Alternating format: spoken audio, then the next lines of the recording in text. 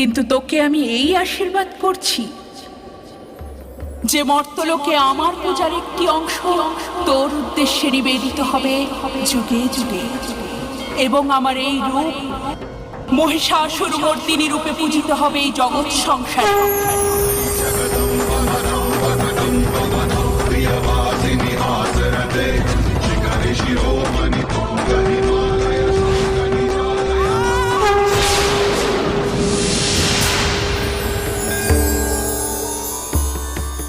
এই হলো মহিষাসুর মর্দিনীর গল্প।